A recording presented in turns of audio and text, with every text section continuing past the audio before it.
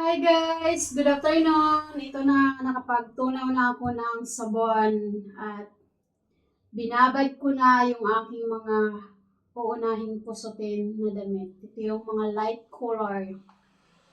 Ito yung mga dark. Mamaya ko na ito kusutin pag natapos ko na ito guys. Kaya, tara guys, samahan niyo na akong magkusot ng aking mga labahin. Ito yung uunahin ko kasi baka yung kulay nito, hindi ito mahaluan. Kinukusot ko lang yung aking mga labahin, guys. Alam niyo naman, mahirap lang si matching, walang pambili ng mga gamit, char. Hindi na kasi ako nagwa-washing machine. Matagal na, guys. Nagtitipid sa kuryente. Gumagamit na lang ako ng dryer. Pinadryer ko na lang yung aking mga labahin. Pwede din naman na hindi ko i-dryer kasi mainit naman sa labas. Isasampay na lang. Pero nakakatamad kasi guys. Nakakatamad magsampay sa labas. Baka biglang umulan, hindi mo na malayan. Natulog ka pala tapos umulan na. Naku, hindi nabasa na yung damit ko. Hindi nabasa na yung nilabhan ko. Kaya i-dryer ko na lang to guys. Konti lang naman, hindi naman siya ganun kadami. Hindi pa naman napuno yung isang basket. Ganun lang guys, mabilisan kusot lang.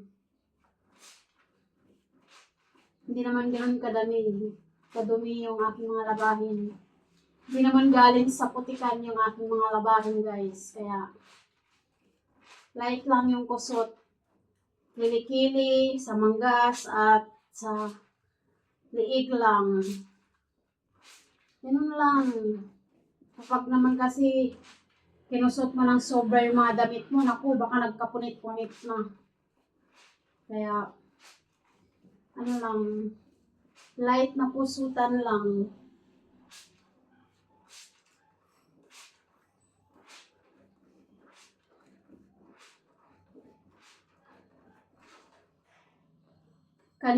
Ngayon lang ako naglaba guys kasi pagising ko kanina mga 9 AM mahigit, mag-aalas 3 na yun. Pagising ko, pagbaba ko dito sa baba, nagwalis-walis ako ng konti, naglinis-linis, at pagkatapos kong maglinis ng bahay, nag-workout muna ako guys saglit. Kasi alam nyo naman, nagwa-workout si Malaching para sa ating healthy lifestyle. Kasi tumataba na si Malaching guys. Alam niyo naman, pandak si Malaching. Kaya hindi pwedeng pabayaan natin yung ating healthy lifestyle. Hindi natin pwedeng pabayaan ang ating kalusugan. Kailangan natin maging healthy. Dahil hindi na tayo bumabata. We're getting old na. Kaya, kailangan nating ingatan yung ating mga sarili, guys. Para sa ating sarili lang din. Alam nyo naman, mahirap magkasakit ngayon. Walang budget para dyan. Kaya, hanggat maaga, kailangan mo nang maging healthy. Baguhin na natin yung ating lifestyle na nakasanayan. Magbawas na tayo ng carbs. Kasi ang carbs ay nakakasama sa katawan pag sobra. Kaya dapat sakto lang. Kumain ka lang ng sapat at naaayon sa katawan mo. Bawal ang siba, guys. Wala nang makain, guys. Wala nang budget, guys. Yung lagayan ka ng bigas, guys, konti na lang ang laman. Wala nang pambili ng bigas, guys. Ito namang mga decolor yung aking susunod na kusutin. Mamaya na lang yung mga pantage bra, guys.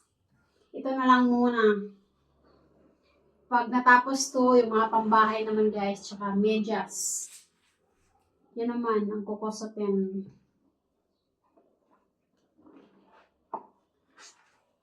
Mahirap lang si Malatsing guys, kaya kailangan kumayod.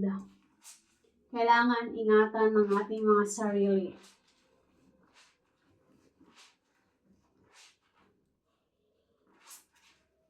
Bawal magkasakit. Kumain ka ng mga healthy food. Kumain tayo ng mga healthy food. Gulay. Magbawas ka na rin ng meat. Isda at gulay na lang. Mag-focus ka na lang doon. Tapos, yung mga prito-prito na yan, bawas-bawasan na rin natin. Char. Pero alam nyo ba guys, sa isda, gusto ko prito. Bira lang sa paksiw. Nakain naman ako ng paksiw, pero hindi ganun kalakas. Kapag sa tinula din naman, ganun din. Nakain naman ako ng tinula. Masarap din naman ang sabaw, isasabaw sa kanin. Pero, ang mas gusto ko talaga, prito, prito, prito, prito. Okay guys, hanggang dito na lang. Thank you for watching. Good afternoon.